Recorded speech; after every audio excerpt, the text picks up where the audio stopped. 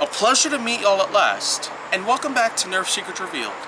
So what I'm going to do today is that I've got another subject that I'm going to cover around here, and there's probably going to be one more after this one is covered, but I'm basically just going to cover the different levels of criticism that pretty much just exploit the reputation of every blaster or every product in general that Hasbro has made for their Nerf toy lineup. And of course, criticism is not always a good thing to look out for. You're probably having to look out for people who have gratitude for you. They basically just have excitement about the products. They just have a lot of good feedback out there. And negativity isn't always something to look out for. But to be fair though, negativity really does allow anyone to learn from their mistakes. And it just happens to have a lot of good effect as well as a few levels of dignity. But at this point now, there's been a lot of negativity going on around here. There's been tons of blasters that we've had within the last decade or so, and hardly any of them have gotten the levels of being on the excellent scale. Of course, some of the best blasters we've known out there include the Maverick, the Rampage, and a few others out there, the Stampede of course. But many blasters out there that I'm practically just talking about at this point include the Vulcan, the Nitron, basically most of the motorized blasters. But of course, some of the other non-motorized blasters out there, they just don't really do so well out there. The Raider doesn't really do so well, unlike the Rampage, which did a lot better in terms of performance, not only because of its elite capabilities, but of course there have been a lot of other recent blasters out there. Of course, the Alien Menace blasters, they actually weren't as good as many of the other out there. So, of course, that's actually why that lineup is considered gone in particular.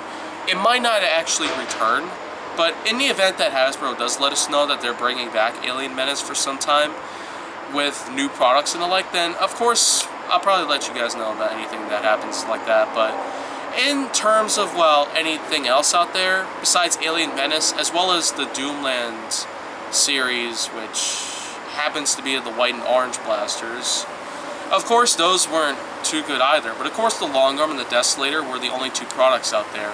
And the Doomland's original series, that still kept on going even to this day. So of course, the levels of criticism that come around from anybody of any sorts, multiple sources including people on YouTube, anyone on social media in general, as well as different toy reviewers, and other people out there around the world that have actually picked up a product of that same type. Anybody out there who does a review or overview on any blaster or whatever, and they've basically had themselves good experiences with it as well as some bad experiences with it, of course they can give out their conclusion about what they think of the blasters in general. So, in terms of my experience, hardly any of the blasters that I currently have in my collection, as there are more than 20 different blasters in my current collection out there, with tons of other ones that actually are not really going to be around for much longer, but right now, it's still going to be some time before actually have a lot of things out there that happen to do with Nerf itself. So I feel like that anyone out there who does have themselves a good time with their Nerf blaster happens to have a lot of good feedback to offer to anyone out there who does in fact represent the Nerf-based community, including myself.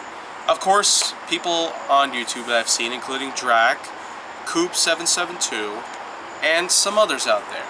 Of course, they all happen to do pretty well with their review videos online, but it's still an amazing chance to be able to look up something and find out what they think of the blaster. So this way, even I would be able to find out just how these blasters are worth the money or not.